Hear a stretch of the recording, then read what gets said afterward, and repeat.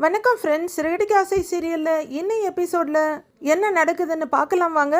Domestic வைலன்ஸை பற்றி Rohini complaint பண்ணியிருக்க women's welfare அசோசியேஷன்லேருந்து ஒரு மேடம் வந்திருக்காங்க. விஜயா அவங்ககிட்டையும் சிடுசிடுன்னு முகத்தை காமிக்க, நீங்கள் உங்கள் மருமகளை உங்கள் பையனோட கடைக்கு வர வச்சிருக்கீங்க, அடிச்சு காயப்படுத்தி இருக்கீங்க அப்படின்னு சொல்ல திருன்னு முழிக்கிறாங்க விஜயா. மனோஜுக்கும் அதே நிலைமை தான். அப்பதான் முத்து, மீனா, அண்ணாமலைக்கே இந்த விஷயம் தெரியுது. எழுந்து வர்ற அண்ணாமலை விஜயா வா இப்படின்னு கூப்பிடுறாரு. விஜயா கொஞ்சம் பயமும் நிறைய தயக்கமா வந்து நிக்கிறாங்க. என்ன பண்ணி தொலைச்சேன்னு அவரு கடுப்பா கேட்க, என்னம்மா பார்லர்மாவை அடிச்சிங்களா அப்படின்னு முத்து கேட்குறாரு. விஜயா ஒன்றும் சொல்லாம சேலம் முந்தானையை முறுக்கிக்கிட்டு இருக்க மனோஜ் பக்கம் திரும்புற முத்து, டேய் என்னடா நீ ஒன்றும் சொல்லாமல் இருக்கிற, என்ன பண்ணினீங்கன்னு முத்து கேட்குறாரு. இல்லை நாங்கள் ஒன்றும் பண்ணலை அப்படின்னு மனோஜ் சொல்ல, என்ன நடந்ததுன்னு சம்மந்தப்பட்டவங்களையே சொல்கிறேன். ரோஹிணி வாமான்னு கூப்பிடுறாங்க அந்த காயத்ரி. ரோஹிணி எந்த தயக்கமும் இல்லாமல் உள்ளர வர வீட்டில் இருக்க எல்லாருமே திகச்சு போய் பார்க்குறாங்க. மனோஜ் வேகமாக போய் அவங்க அம்மா பக்கத்தில் நின்றுக்கிறாரு. என்ன நடந்துச்சுன்னு நீயே சொல்லுமா அப்படின்னு காயத்ரி சொல்ல, ரோஹிணி உடனே நீன்னு அழுதுட்டு இருக்காங்க. டிராமா குயின் ரோஹிணியோட அழுகையை பார்த்து, நீ ஒன்றும் பயப்படாதம்மா, உனக்கு துணையா நான் இருக்கேன், என்ன நடந்ததுன்னு சொல்லு அப்படின்னு தோல்ல கை வச்சு ஆறுதலா சொல்றாங்க காயத்ரி. தைரியமா என்ன நடந்ததுன்னு சொல்லு அப்படின்னு காயத்ரி சொல்ல, ரோஹிணி விஜயா உன்னை அடிச்சாலான்னு அண்ணாமலை கேட்குறாரு. அங்கிள் நேற்று மனோஜ் எனக்கு ஃபோன் பண்ணி ஒரு முக்கியமான விஷயம் பேசணும்னு சொன்னாரு. அப்புறம் ஷோரூம்க்கு வர சொல்லி மெசேஜ் பண்ணியிருந்தாரு. நான் ஷோரூம்க்கு போனேன் அப்படின்னு வாழ்க்கையில முதல் தடவையா ரோஹிணி உண்மையை பேச விஜயா வெடுக்குன்னு முகத்தை திருப்பிக்கிறாங்க. ஏன் விஜயா இதெல்லாம் உன்னோட வேலை தானு அண்ணாமலையும் பாக்குறாரு. மனோஜும் திருன்னு முழிச்சிட்டு வேற பக்கம் பாக்குறாரு. அங்க ஆன்ட்டியும் இருந்தாங்க. அப்ப என்னைய சாட்டையில மாறி மாறி அடிச்சாங்க அப்படின்னு ரோஹிணி சொல்ல, இல்லங்க ஐயோ நான் அடிக்கல அப்படின்னு விஜயா பதற, நீ பேசாம இரு அப்படிங்கிற அண்ணாமலை, நீ சொல்லுமாங்கிறாரு. நான் எதுக்கு என்ன அடிக்கிறீங்கன்னு கேட்டேன், என் பையனை விட்டு போயிடுன்னு சொல்லி அடிச்சாங்க அப்படின்னு அவங்களோட நாடகத்தை ஆரம்பிக்கிறாங்க ரோகிணி. ஐயோ இல்லைங்கன்னு பதறாங்க விஜயா. ஆனா ஆன்ட்டி என்னை விடவே இல்லை அப்படின்னு ரோகிணி தேம்பி அழுதுட்டு இருக்கா. ஐயோ இல்லைங்கன்றாங்க விஜயா. அடி பாவி அப்பட்டமா புழுகிறியேடி அப்படின்னு மனோஜும் வெறுத்து போய் பார்க்குறாரு. என்ன விஜயா இதெல்லாம் அப்படின்னு அண்ணாமலை கேட்க, ஐயோ அதெல்லாம் ஒன்றும் இல்லைங்க, இவ பொய் சொல்றா அப்படின்னு விஜயா சொல்ல, மாமா இவ தான் நிறைய விஷயத்துல பொய் சொல்லுவாளாச்சே அப்படிங்கிறாங்க மீனா. உடனே விஜயாவும் தனக்கு ஒரு சப்போர்ட் கிடைச்ச வேகத்துல ஆமா அப்படின்றாங்க. அத்தை மேல ஏதோ பழி போடுறா அப்படின்னு விஜயா சொல்ல, விஜயாவும் கொஞ்சம் கூட கூச்சமே இல்லாம, ஆமா மீனா நான் அடிப்பேனா, நான் இவளை அடிக்கலைங்க, இவ பொய் சொல்றா அப்படின்னு விஜயா சொல்ல, இல்ல மனோஜை விட்டு போயிடு, இல்ல நான் உன்னை இங்கேயே அடிச்சு கொன்னுருவேன்னு சொல்லி அடிச்சாங்கன்னு ரோஹிணி ஒப்பாரி வைக்க, ஐயோங்க அப்படின்னு பதறாங்க விஜயா. ஷோரூம்ல கடைசியில வச்சு அடிச்சதுனால என்னால வெளியில கூட ஓட முடியல அங்கிள் அப்படின்னு ரோஹிணி ரொம்பவே சீன் போடுறாங்க. டேய் மனோஜ் இத சொல்றது உண்மையாடா, கடையில வச்சு அடிச்சிங்களான்னு கேக்குறாரு முத்து. இல்லடா இவ பொய் சொல்றா அப்படின்னு மனோஜ் இப்ப கூசாம பொய் சொல்றாரு. இல்ல என்ன மாறி இவங்க நிறைய அடி அடிச்சாங்கன்னு ரோஹிணி சொல்ல, எங்க நிறைய அடிச்சான், அதான் அடிக்க ஆரம்பிக்கும் போதே மயக்கம் போட்டு விழுந்துட்டியே அப்படின்னு மனோஜ் வாயை விட்டுடுறாரு. ஐயோ லூசு பயலே, உன்னை வச்சுட்டு ஒரு ஆணி கூட அடிக்க முடியாதுன்னு விஜயா பாக்குறாங்க. அதுக்கப்புறம் தான் மனோஜுக்கு ஐயோ உளறி கொட்டிட்டோமோன்னு தோணுது. நீ ஓ வாயை வச்சுட்டு சும்மா இருக்காம இவரை வேறடா அப்படின்னு விஜயா திரும்பி பார்க்க, அவங்க எதிர்பார்த்த மாதிரியே அண்ணாமலை முறைச்சுக்கிட்டு இருக்காரு. அப்போ அடிச்சேன்னு ஒத்துக்கிறீங்க இல்லையான்னு காயத்ரி கேக்குறாங்க. இதுக்கு மேல எப்படி மறுக்கிறதுன்னு விஜயா மனோஜும் முறைக்கிறாங்க. மனோஜும் ஆடு திருடி மாட்டின திருடை மாதிரி முழிச்சிட்டு இருக்காரு. விஜயா அன்னீசியா நின்றுட்டு இருக்க, விஜயா என்ன வேலை பார்த்துட்டு இருக்கிற நீ அப்படின்னு அண்ணாமலை சலிப்பா கேட்க, ஐயோ இல்லைங்க நான் இவளை மனோஜை விட்டு போனெல்லாம் சொல்லி அடிக்கல, போலீஸ் சாமியாரெல்லாம் வீட்டுக்கு அனுப்பி அவங்களை ஏதேதோ சொல்ல வச்சு என்னைய எப்படியெல்லாம் அசிங்கப்படுத்தினா அதுக்காக தான் நான் அப்படின்னு விஜயா நிறுத்த, அதுக்காக அவளை சாட்டையில் அடிக்க வைப்பியா நீ அப்படின்னு அண்ணாமலை கேட்க, ஐயோ நான் அடிக்கலைங்க, வேற ஒரு ஆளை வச்சுதான். அப்போ ஆளை விட்டு அடிக்கிறது மட்டும் சரியானு கேக்குறாங்க காயத்ரி. நீங்க சாட்டையால அடிச்சுக்கிற ஆளை வச்சுதான் ரோஹிணி அடிச்சிங்கன்னு எனக்கு தெரியும், உங்க வாயால சொல்ல வைக்கதான் நீங்க அடிச்சிங்கன்னு சொல்ல சொன்னேன் அப்படின்னு காயத்ரி சொல்ல, விஜயா ரெண்டு பேரையும் பயங்கரமா முறைக்கிறாங்க. அண்ணாமலை பயங்கரமா முறைக்க, ஐயோ அம்மா மாட்டிக்கிட்டோமே அப்படிங்கிற மாதிரி பாக்குறாரு மனோஜ்.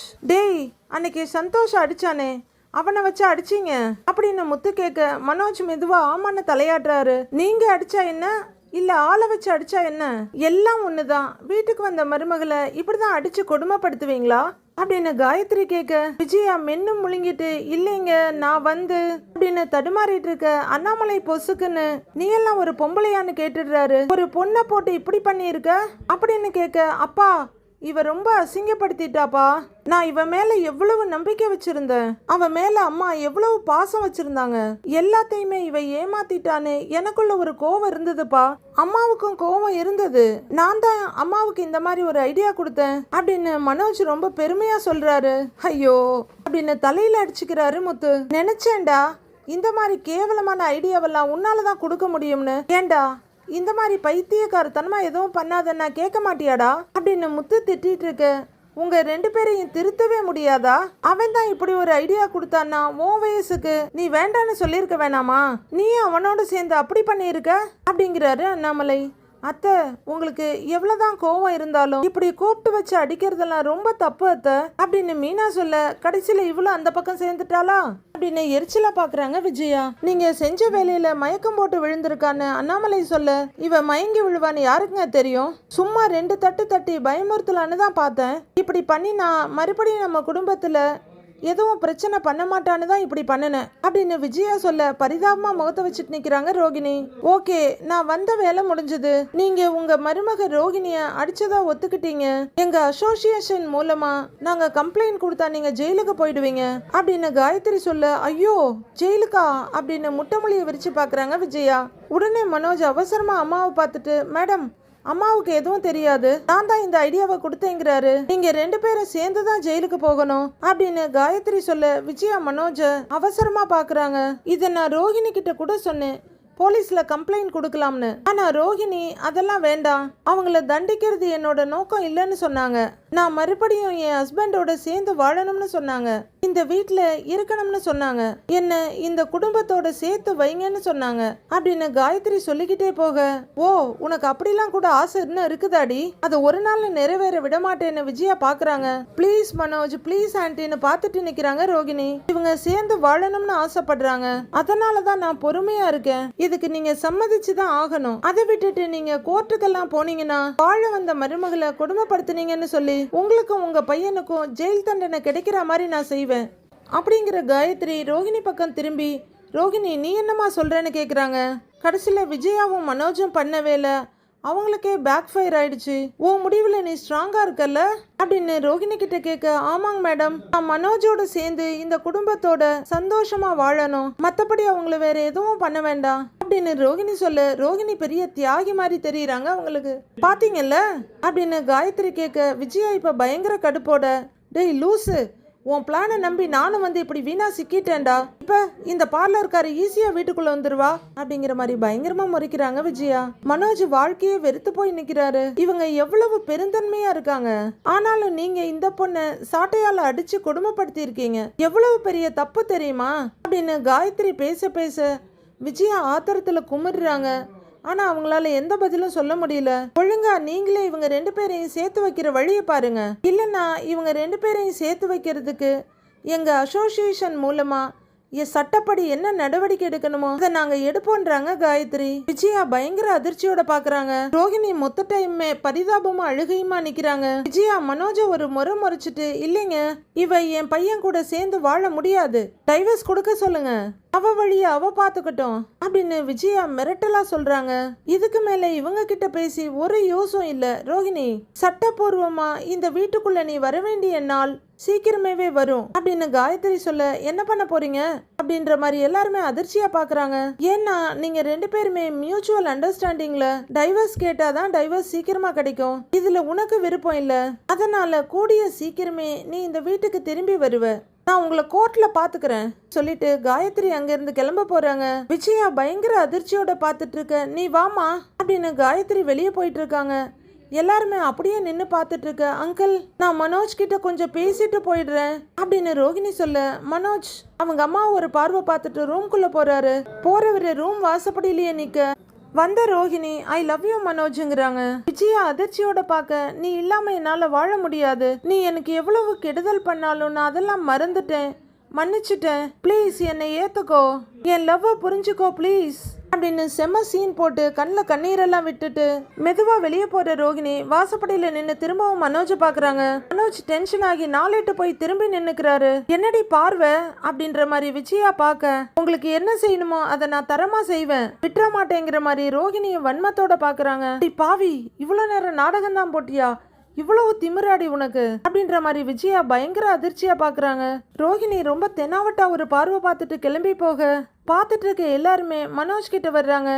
ஏண்டா மனோஜ், உன்னதான் அப்பா கொஞ்ச நாளைக்கு சும்மா இருக்க சொன்னார்லடா, உன்னை எல்லாம் அப்படியே அப்படின்னு கையை வாங்கி குத்த போறாரு முத்து. ஏங்க ஏங்க ஏங்க வாங்க இப்படி அப்படின்னு மீனா பிடிச்சி இழுத்துடுறாங்க.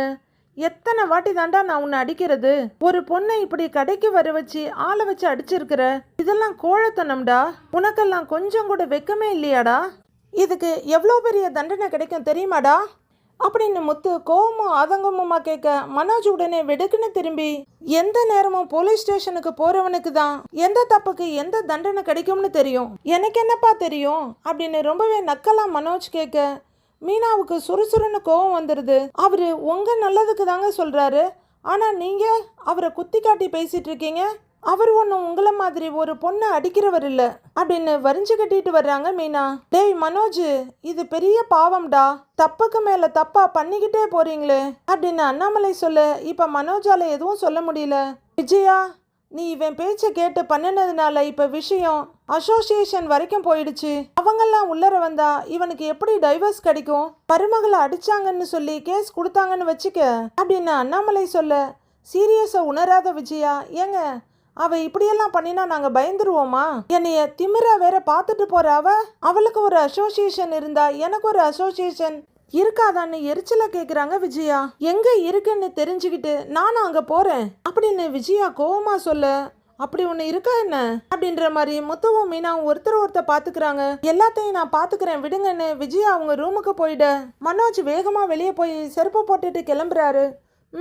திருந்தாது அப்படின்னு அண்ணாமலையும் அந்த பக்கமா போயிட இவங்க ரெண்டு பேரும் சேர்ந்து இந்த பிரச்சனையை எவ்வளவு பெருசா ஆக்கிட்டாங்க பாத்தியா, இந்த மனோஜுக்கு சுத்தமா அறிவே கிடையாது, அப்பா அப்ப இருந்து சொல்லிக்கிட்டே இருக்காரு இந்த கேஸ பொறுத்த வரைக்கும் எல்லாரும் கொஞ்சம் பொறுமையா இருங்கன்னு, ஆனா அவன் ஆளை வச்சு அடிச்சிருக்கான் பாரு லூசு பையன் அப்படின்னு புலம்புறாரு முத்து. இந்த விஷயத்துல நாம தாங்க என்ன பண்ணணும்னு யோசிக்கணும், பேசாம வக்கீல் கிருஷ்ணா மேடம் கிட்ட நடந்ததை சொல்லி பேசுவோம், இல்லைன்னா பிரச்சனை பெருசாயிடும்னு மீனா சொல்ல வேற என்ன பண்றது, இவங்க பண்ற தப்ப சரி பண்றதே நம்மளோட வேலையா போச்சு, வக்கீல பார்த்து பேசுவோங்கிறாரு முத்துவும்.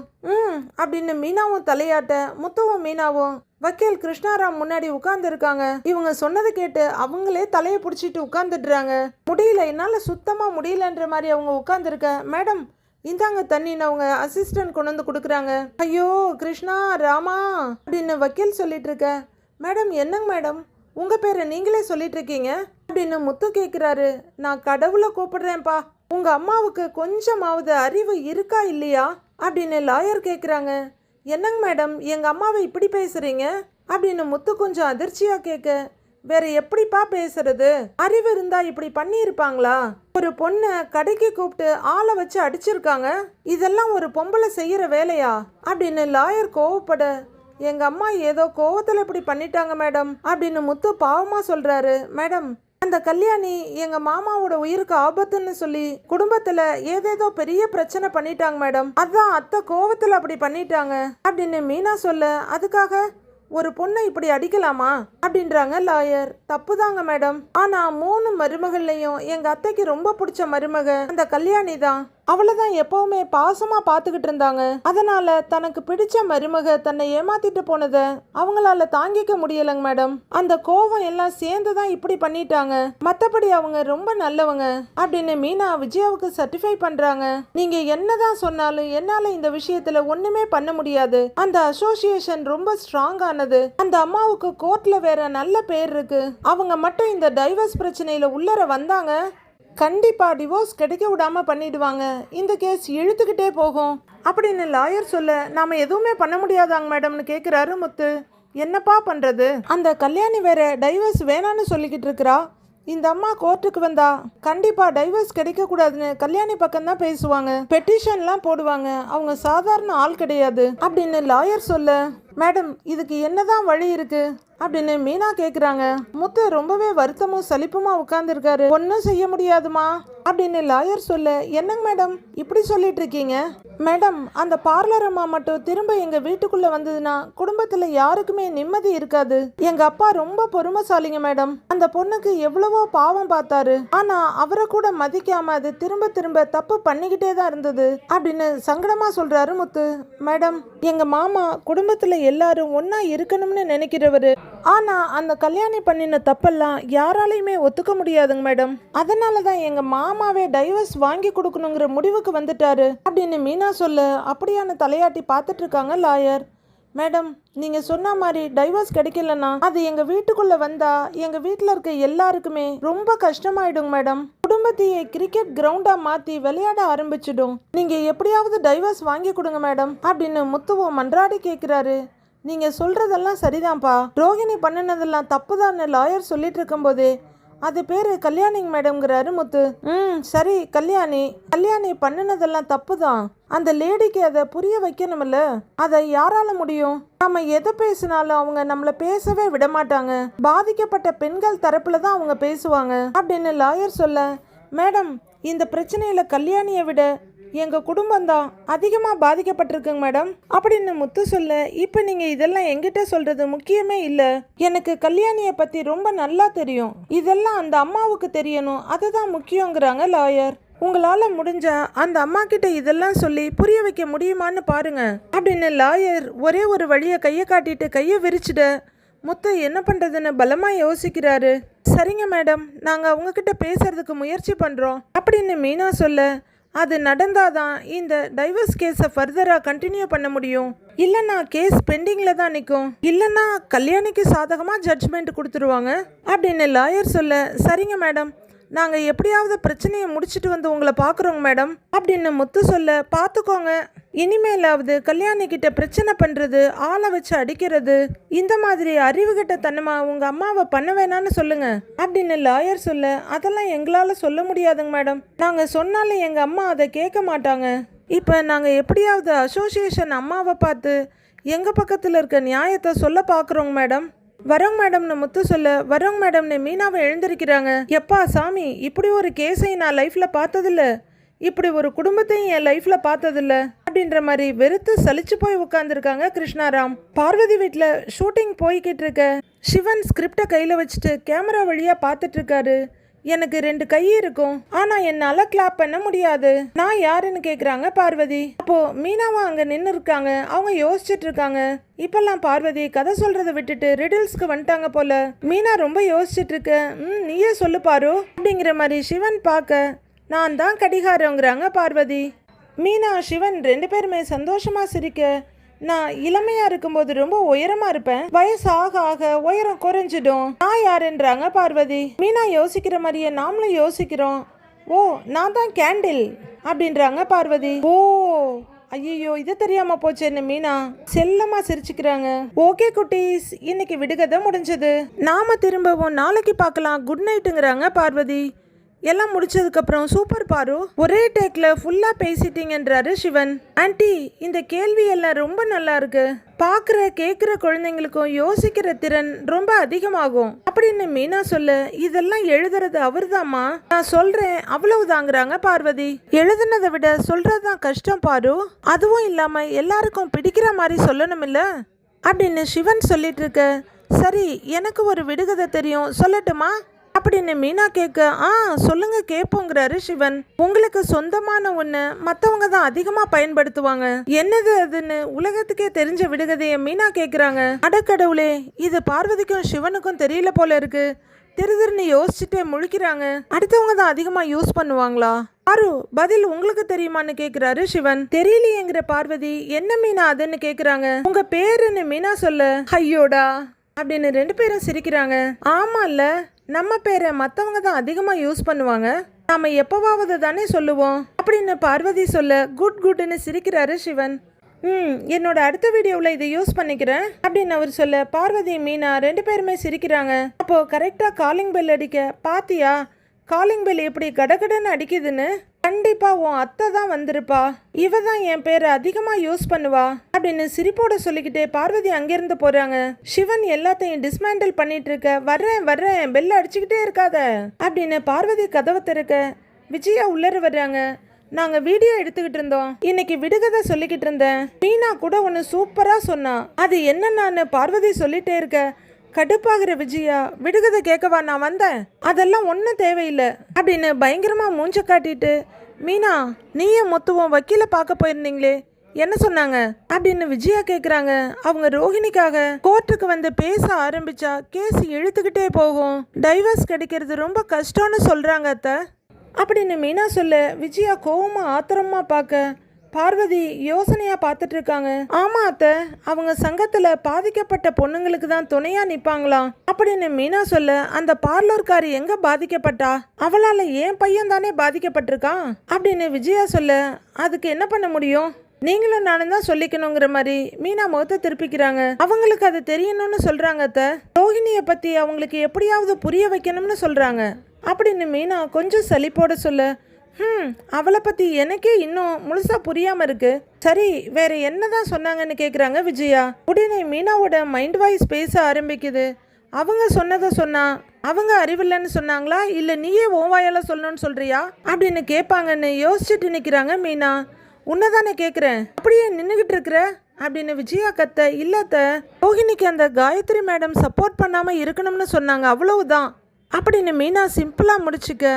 எனக்கு நீ எங்கேருந்து தான் இவங்கெல்லாம் கிளம்பி வர்றாங்களோ தெரியல அப்படின்னு விஜயா எரிச்சலோடு சொல்ல, எல்லாம் நீ பண்ணின வேலை தானே, ரோஹிணியை கடையில் பூட்டி வச்சு நீயும் உன் பிள்ளையும் நல்லா அடிச்சிருக்கீங்க, அதனால தானே அவள் போய் கம்ப்ளைண்ட் கொடுத்தா அப்படின்னு பார்வதி சொல்ல, ஆமாம் என்னதான் தப்பு பண்ணியிருந்தாலும் ஒரு பொண்ணை இப்படி அடிக்கிறது ரொம்ப இன்ஹியூமனான விஷயம் அப்படின்னு சிவன் சொல்ல, புரியாமல் பார்க்குற விஜயா என்னவா அப்படிங்கிறாங்க. மனிதாபிமானம் இல்லாத விஷயம்னு சொல்கிறாருன்னு பார்வதி டிரான்ஸ்லேட் பண்ணி சொல்ல, அவளுக்கெல்லாம் என்ன மனிதாபிமானம் வேண்டி கிடக்கு அப்படின்னு விஜயா எரிச்சலாக சொல்ல, அந்த காயத்ரி மேடம் ரோஹிணிக்கு சப்போர்ட் பண்ணாமல் இருந்தாலே இந்த கேஸில் எந்த பிரச்சனையும் வராதுன்னு லாயர் சொன்னாங்க அத்தை அப்படின்னு மீனா சொல்ல, சரி நான் பார்த்துக்கிறேன் நீ கிளம்பு அப்படின்னு விஜயா சொல்ல, சரிங்க அத்தை நான் வரேன் அத்தை, போயிட்டு வரேன் ஆண்டி, போயிட்டு வரேங்க சார் அப்படின்னு சிவன் பார்வதி விஜயா எல்லார்கிட்டையும் சொல்லிட்டு கிளம்புறாங்க. மீனா, பாரு நான் போய் வீடியோ எடிட் பண்றேன்னு சிவனும் நகர்றாரு.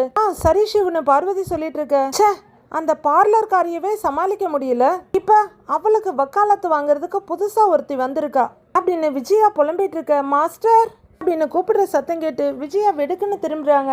அங்க மீனா படியேறங்க, சிந்தாமணி படியேறி உள்ளர வர்றாங்க. வாங்க சிந்தாமணி அப்படின்னு சுரத்தே இல்லாம விஜயா அவங்கள ரிசீவ் பண்ண, என்னங்க மாஸ்டர் டென்ஷனாக இருக்கீங்க போல இருக்கு அப்படின்னு சிந்தாமணி கேட்க, என்னை டென்ஷன் படுத்துறதுக்குன்னு உலகத்தில் நிறைய பேர் இருக்காங்களே, அந்த அசோசியேஷன் பொம்பளை பற்றி விசாரிக்க சொன்னேனே விசாரிச்சிங்களான்னு விஜயா கேட்க, விசாரிச்சேன் மாஸ்டர், பொண்ணுங்களுக்கு ஏதாவது ஆபத்துன்னா அந்த அம்மா முந்திக்கிட்டு வந்து உதவி பண்ணிடுவாங்களாம் அப்படிங்கிறாங்க சிந்தாமணி. அது நல்ல விஷயம் தானேங்கிறாங்க பார்வதி. பொண்ணுங்க உரிமைக்காக ஆதரவா இருக்காங்க அப்படின்னு பார்வதி சொல்ல, அது நல்ல பொண்ணுங்களுக்கு இருக்கலாம், இந்த பார்லர்காரி மாதிரி ஃப்ராடுக்கெல்லாம் சப்போர்ட் பண்ணுதே அந்த அம்மா அப்படின்னு விஜயா கடுப்பா சொல்ல, ஆமான்னு தலையாட்டுறாங்க சிந்தாமணி. தொட்டிலையும் ஆட்டி விடுறது பிள்ளையும் கிள்ளி விடுறதுன்றத சிந்தாமணியை தவிர வேற யாராலையும் பெஸ்டா பண்ணவே முடியாது. இதனால மனோஜ்க்கு டைவர்ஸ் கிடைக்கிறதுக்கு லேட் ஆகும்னு வக்கீல் சொல்றாங்க. ஷோ எனக்கு என்ன பண்றதுன்னே தெரியல அப்படின்னு விஜயா சொல்ல, மாஸ்டர் இந்த மாதிரி சும்மா ஒரு சங்கத்தை வச்சுக்கிட்டு நிறைய பேர் இருப்பாங்க, அவங்கெல்லாம் ஒன்றும் பொது சேவை செய்யறதுக்கெல்லாம் வரல அப்படின்னு சிந்தாமணி சொல்ல, வேற எதுக்குங்கிறாங்க விஜயா. எல்லாம் காசு சம்பாதிக்கிறதுக்கு தாங்க மாஸ்டர், ஏதாவது ஒரு சங்கத்தை ஆரம்பிச்சு பொண்ணுங்களுக்காக பண்றேன் மக்களுக்காக பண்றேன்னு சொல்லி சும்மா வெளியில காமிச்சுக்குவாங்க, ஆனா உள்ளுக்குள்ள இதை வச்சு காசு சம்பாதிக்க தான் பார்ப்பாங்க அப்படின்னு சிந்தாமணி சொல்ல, அப்படியா அப்படிங்கிற மாதிரி விஜயா பார்த்துட்டு இருக்காங்க. எல்லாரும் அப்படியெல்லாம் கிடையாது சிந்தாமணி, சில பேர் உண்மையா பாதிக்கப்பட்டவங்க பக்கம் வந்து நிற்பாங்க அப்படின்னு பார்வதி சொல்ல, அப்படிலாம் எல்லாரையும் நம்ப முடியாது பார்வதி அப்படிங்கிறாங்க சிந்தாமணி. மாஸ்டர் அந்த அம்மாவை பார்த்து பேசுகிற விதத்தில் பேசினா எல்லாம் சரியாயிடும் அப்படின்னு சிந்தாமணி மறுபடியும் விஜயாவை மிஸ்லீட் பண்ணுறாங்க. பேசுகிற விதம்னா எனக்கு புரியலையேங்கிறாங்க விஜயா. கொஞ்சம் பணம் கொடுத்தா போதுங்க மாஸ்டர், அவங்க ரோஹிணியை விட்டுட்டு மனோஜுக்கு வந்து சப்போர்ட் பண்ணுவாங்க அப்படின்னு சிந்தாமணி சொல்ல, விஜயா யோசிக்கிறாங்க. லஞ்சம் கொடுக்க சொல்றீங்களா அப்படின்னு பார்வதி கொஞ்சம் அதிர்ச்சியா கேட்க, நம்ம ஊர்ல இதெல்லாம் என்ன புதுசா, நமக்கு காரியம் ஆகணும்னா கொஞ்சம் காசு கொடுத்து தானே ஆகணும் அப்படின்னு சிந்தாமணி சொல்ல, அதுக்குள்ள ஒரு மைண்ட் செட்டப்புக்கு வந்திருக்க விஜயா. எவ்வளவு கொடுக்கணும்னு கேட்குறாங்க. உங்களால் எவ்வளோ கொடுக்க முடியும் மாஸ்டர் அப்படின்னு சிந்தாமணி கேட்க, ஒரு 10,000 கொடுத்தா போதுமான்னு கேட்குறாங்க விஜயா. 10,000லாம் கொடுத்தா அவங்க என்னை அசிங்கப்படுத்துறீங்களான்னு சொல்லி கோவப்படுவாங்க மாஸ்டர் அப்படிங்கிறாங்க சிந்தாமணி. அப்போ எவ்வளவு தான் கொடுக்கணும் அப்படின்னு விஜயா கேட்க, கொஞ்சம் அதிகமாக தான் எதிர்பார்ப்பாங்க, கம்மியாக வாங்குறதையே கௌரவ குறைச்சல்னு நினச்சிக்குவாங்க அப்படின்னு சிந்தாமணி சுற்றி வளைச்சிக்கிட்டே இருக்க, அப்போ எவ்வளவு தான் கொடுக்கணும் அப்படின்னு டென்ஷனாக கேட்குறாங்க விஜயா. என்ன ஒரு லட்ச ரூபாய் எதிர்பார்ப்பாங்கன்னு சிந்தாமணி சொல்ல, என்ன 1 லட்ச ரூபாயா? அவ்வளவு பணத்துக்கு நான் எங்கே போவேன் சிந்தாமணி அப்படின்னு அதிர்றாங்க விஜயா. உங்கள் பையன்கிட்ட கேட்க முடியாதாங்க மாஸ்டர் அப்படின்னு சிந்தாமணி கையை பேசிஞ்சிட்டு நிற்க, அவனே கடனில் இருக்கான், நான் யார்கிட்ட போய் கேட்கறது அப்படின்னு கொஞ்ச நேரம் புலம்பிக்கிட்டே யோசிக்கிற விஜயா. பார்வதின்னு திரும்புறாங்க. என்ன கேட்காத, அதுவும் லஞ்சம் கொடுக்க பணம் கேட்குற? என்கிட்ட இருந்தாலும் நான் கொடுக்க மாட்டேன், ஆனால் நிஜமாவே இப்போ என்கிட்ட இல்லை அப்படின்னு பார்வதி சொல்ல, எனக்கு ஒரு தேவை இருக்குன்னா உதவி பண்ணுறதுக்கு யாருமே இல்லை அப்படின்னு விஜயா சீன் போட ஆரம்பிச்சிடுறாங்க. என்னங்க மாஸ்டர் இப்படி சொல்லிட்டீங்க? நான் இல்லையா? உங்களுக்காக நான் பண்ண மாட்டேனா அப்படின்னு சிந்தாமணி கேட்க, விஜயா ஆனந்த அதிர்ச்சியோட பார்க்க, இப்போ எதுக்கு தூண்டில் போடுறேன்னு தெரியலையேங்கிற மாதிரி பார்க்குறாங்க பார்வதி. நான் உங்களுக்கு எப்படியாவது 1 லட்ச ரூபாய் ஏற்பாடு பண்ணி தரேங்க மாஸ்டர் அப்படின்னு சிந்தாமணி சொல்ல, கிடைக்குமா அப்படின்னு விஜயா ரொம்ப ஆர்வமாக கேட்குறாங்க. ஒரு கையெழுத்து போட்டால் கிடைக்கும் மாஸ்டர், நான் வாங்கி தரேங்க மாஸ்டர் அப்படின்னு சிந்தாமணி ஒரு கள்ள சிரிப்போட சொல்ல, பார்வதி ஒரு மாதிரி குறுகுறுன்னு பார்த்துட்டு இருக்காங்க. விஜயா ஈன்னு பார்த்துட்டு இருக்க, நீங்கள் அந்த பணத்தை அந்த அம்மா கிட்ட கொடுங்க, அந்த அம்மா ரோஹிணியை விட்டுட்டு மனோஜ் கிட்ட வந்துடுவாங்க அப்படின்னு சிந்தாமணி சொல்ல, ரொம்ப தேங்க்ஸ் சிந்தாமணி அப்படின்னு வாய் நிறைய சிரிப்போட அவங்க கையை பிடிச்சிக்கிறாங்க விஜயா. எனக்கு எதுக்குங்க மாஸ்டர் தேங்க்ஸ் எல்லாம் அப்படின்னு சிந்தாமணியை காதுல இருந்து காது வரலும் சிரிக்கிறாங்க. விஜயா, நீ எதையுமே நேர் வழியில செய்ய மாட்டியா? அப்படி குறுக்கு வழியில போனா அதுவே உனக்கு ஒரு ஆபத்தா வந்து முடியுங்கிறாங்க பார்வதி. அந்த பார்லர்காரி குறுக்கு வழியில தானே என் வீட்டுக்குள்ள வந்தா, அவளை காலி பண்ணணும்னா நானும் குறுக்கு வழியில தான் போகணும் அப்படின்னு விஜயா சொல்ல, ஏன் பார்வதி தேவையில்லாம மூக்க உள்ளர விடுறீங்க? மாஸ்டர் கரெக்டா பண்ணிட்டு இருக்காங்கல்ல அப்படிங்கிற மாதிரி பாக்குறாங்க சிந்தாமணி. விஜயா வெடுக்குன்னு முகத்தை திருப்பிக்கிட்டு, எனக்கு என் பையனுக்கு டைவர்ஸ் கிடைக்கணும், பார்லர்காரி அவனை விட்டு போகணும், அதுக்காக நான் எது வேணாலும் செய்வேன் அப்படின்னு விஜயா சொல்ல, சொன்னா கேட்க மாட்டேன், நீ எது வேணும்னாலும் செஞ்சுட்டு போ, ஆனா இனிமே நீங்க 2 பேரும் என் வீட்டுல வந்து உட்காந்து இந்த மாதிரி சதி திட்டம்லாம் போடாதீங்க அப்படின்னு பார்வதி நச்சுன்னு அடிச்சிடுறாங்க. ஐயோ, இங்க வரவேணான்னு சொல்லிட்டா நான் எப்படி மாஸ்டரை கான்டாக்ட் பண்றது, எப்படி அவங்க காலு கீழே குழி பறிக்கிறதுன்னு சிந்தாமணி அதிர்ச்சியா பார்க்க, ஏன்னு கத்துறாங்க விஜயா. இங்க பாரு, எப்பவுமே நம்ம வீட்டில் பாசிட்டிவ் எனர்ஜி இருக்கணுமா, ஆனா நீங்க பேசுறதுல வீடு கொஞ்சம் கொஞ்சமா நெகட்டிவ் எனர்ஜி ஆயிடுங்கிறாங்க பார்வதி. அப்ப என்னை இங்க வராதங்கிறியான்னு வெறி பிடிச்ச மாதிரி கத்துறாங்க விஜயா. வராதன்னு சொல்லல, தப்பான விஷயம் எதையும் இங்க இருந்து பேசாதீங்கன்னு தான் சொல்றேன் அப்படின்னு பார்வதி சொல்லிட, சரிம்மா தாயே, நான் எதுவுமே பேசல, நான் இனிமே இங்க வந்து எதுவுமே பேச மாட்டேன், சரியா? போதுமா அப்படிங்கிற விஜயா, வாங்க சிந்தாமணி போலாம் அப்படின்னு ஒரு வெட்டிட்டு பேக் எடுத்துட்டு வெளியே கிளம்ப, ஐயோ வடை போச்சேங்கிற மாதிரி சிந்தாமணியும் வேற வழி இல்லாம வெளியே போறாங்க. ஏன் இந்த விஜயா இவ்வளவு மட்டமா இருக்கா, எதை சொன்னாலும் புரிஞ்சிக்க மாட்டேங்கிறா அப்படின்னு சங்கடமா யோசிச்சுட்டு நிக்கிறாங்க அவங்க. விஜயா நேரா ஸ்ருதியோட ரெஸ்டாரண்ட்டுக்கு வர்றாங்க. முன்னாடி நிற்கிற ரவி, வாங்கம்மா, எதுக்குமா டேபிள் புக் பண்ண சொன்னீங்க, இது நம்ம ரெஸ்டாரண்ட், நீங்கள் எங்கே வேணாலும் உட்காரலாமே அப்படின்னு அவர் சொல்லிட்டு இருக்க, ஸ்ருதி அங்கே வர்றாங்க. வாங்க ஆன்ட்டின்னு ரிசீவ் பண்ணுறாங்க அவங்களும். அப்படின்னு விஜயா சொல்லிட்டு இருக்க, அம்மா யாருமா வர்றாங்கன்னு ரவி கேட்க, ரோஹிணி ஒரு அசோசியேஷன் அம்மா கிட்ட கம்ப்ளைண்ட் பண்ணியிருந்தால, அவங்கள தான் வர சொல்லியிருக்கேன்றாங்க விஜயா. நீங்க எதுக்குமா அவங்கள இங்கே வர சொன்னீங்கன்னு கொஞ்சம் அதிர்ச்சியோட கேட்குறாரு ரவி. அவங்களுக்கு நம்ம சைடு நியாயத்தை பேசி புரிய வைக்க போறேன், இல்லைன்னா தேவையில்லாம பேசி ஏதாவது பிரச்சனை வரும், அதனால நம்ம குடும்பத்துக்கு தான் கெட்ட பேரு. மனோஜுக்கு இப்ப கல்யாணம் பண்ணி வைக்கணும்னு தீவிரமா பொண்ணு பார்த்துக்கிட்டு இருக்கிறேன், இந்த நேரத்துல இந்த மாதிரி பிரச்சனை வந்தா அப்புறம் கல்யாணத்துல சிக்கல் ஆயிடும் அப்படின்னு விஜயா சொல்ல, பிரச்சனையை சரி பண்ணா சரிதான் ஆண்டி, வாங்க உட்காருங்கன்னு ஸ்ருதி கூப்பிடுறாங்க. அப்படின்னு விஜயா உட்கார போக, உள்ளர வர்ற காயத்ரியை பார்த்து, வாங்க வாங்க வாங்க உட்காருங்க, உங்களுக்காக கூப்பிட்டு டேபிள்லாம் புக் பண்ண சொல்லியிருக்கேன் அப்படின்னு காயத்ரியோட கையை பிடிச்சி கூட்டிட்டு வர்றாங்க விஜயா. உட்காருங்கன்றாங்க ஸ்ருதியும். காயத்ரி அப்படியே பார்த்துட்டு இருக்க, என்ன சாப்பிட்றீங்க, உட்காருங்க, நம்ம ரெஸ்டாரண்ட் தான் அப்படிங்கிறாங்க விஜயா. காயத்ரி உட்கார்ந்ததும், இவன் என் 3வது பையன் ரவி, இது அவனோட ஒய்ஃப் ஸ்ருதின்னு சொல்ல 2 பேரும் அந்த அம்மாவுக்கு வணக்கம் சொல்றாங்க. அந்த அம்மாவும் ஸ்மைலிங்கோட 2 பேரையும் பார்த்து சிரிச்சுட்டு பேக் எடுத்து டேபிள் மேல வச்சுட்டு, 2 பேருமே ஹோட்டல் பிசினஸ் தான் பண்றாங்களா அப்படின்னு கேக்குறாங்க. அப்படின்னு விஜயா ஆரம்பிக்க, இல்லைங்க மேம், நான் ஹோட்டல் மேனேஜ்மெண்ட் படிச்சுட்டு இங்க செஃப்பா இருக்கேன். என் ஒய்ஃப் இந்த ரெஸ்டாரண்ட்டை ரீசெண்டா தான் ஆரம்பிச்சிருக்காங்க அப்படின்னு ரவி சொல்ல, ஓ வெரி குட்ங்கிறாங்க இந்த லேடி. தேங்க்யூன்றாங்க ஸ்ருதி. எனக்கு 3 மருமகள்ங்க. ஸ்ருதி தான் கடைசி மருமக. இவளை நான் நல்லா பாத்துக்கிறேன். என் 2வது மருமக ஒரு சாதாரண குடும்பத்துல இருந்து வந்தவ. நான் அதெல்லாம் யோசிக்காம அவளையும் என் பொண்ணு மாதிரி தான் பாத்துக்கிறேன் அப்படின்னு விஜயா அப்பட்டமா புழுக ஸ்ருதிக்கு பொறையேறுது. என்ன ஸ்ருதி, கிண்டலாங்கிற மாதிரி ஒரு பார்வை பாக்குறாங்க விஜயா. நான் என் மருமகள்ங்க எல்லாரையும் ஒரே மாதிரி தான் பாத்துக்கிறேன். எனக்கு எந்த பாரபட்சமும் கிடையாது. 3 பேரும் ஒண்ணுதானு விஜயா ஈன்னு போஸ் கொடுத்துட்டு இருக்காங்க. ஐயோ முடியலங்கிறாங்க ஸ்ருதி. விஜயா மெதுவா திரும்பி ஸ்ருதிய பாக்க, இல்ல ஆண்டி இதெல்லாம் கேட்க முடியல அப்படின்னு ஸ்ருதி சொல்ல, ரவியும் ஐயோ என்னடி நீயே அப்படின்ற மாதிரி பதறி பார்க்க, இல்ல என்னால இங்க நின்று இதை கேட்க முடியல, உள்ளார எனக்கு வேலை இருக்கு, நீங்க பேசுங்கன்னு சொல்லிட்டு ஸ்ருதி போயிடுறாங்க. ரவியும் பின்னாடியே போயிடுறாங்க. பொதுவா யார் பேச கூப்பிட்டாலும் நான் போறதே கிடையாது. ரோஹிணிய பத்தி ஏதோ பேசணும்னு சொன்னீங்க, அதனால தான் இங்க வந்திருக்கேன்றாங்க காயத்ரி. விஜயா கொஞ்சம் தயங்கிட்டு, உங்களுக்கு ரோஹிணிய பத்தி முழுசா தெரியாது, உங்களுக்கு அவ மேல அனுதாபம் வர வச்சு உங்களை அவளுக்கு சப்போர்ட் பண்ண வச்சுட்டா. ஆனா உண்மை என்னன்னு தெரிஞ்சா நீங்களே அவளை வெறுத்துருவீங்க. இதெல்லாம் உங்களுக்கு புரிய வைக்கணும்னு தான் நான் உங்களை வர சொன்னேங்கிறாங்க விஜயா. அப்படி என்ன விஷயம் சொல்லுங்கன்றாங்க காயத்ரி. ஆரம்பத்துல நான் தான் அவளை தூக்கி வச்சு கொண்டாடினேன். ஏன்னா உண்மையா அவ மேல நான் ரொம்ப அன்பு வச்சிருந்தேன். எனக்கு ரொம்ப பிடிச்சு போய் தான் என் பையனுக்கு கல்யாணம் பண்ணி வச்சேன். என் பையனுக்கு ரொம்ப பெரிய பெரிய இடத்துல இருந்தெல்லாம் பொண்ணு கொடுக்க வந்தாங்க. ஆனா நான் தான் ரோஹிணி அவனுக்கு பார்த்து கல்யாணம் பண்ணி வச்சேன். ஆனா அவ தான் பெரிய பணக்கார வீட்டு பொண்ணு.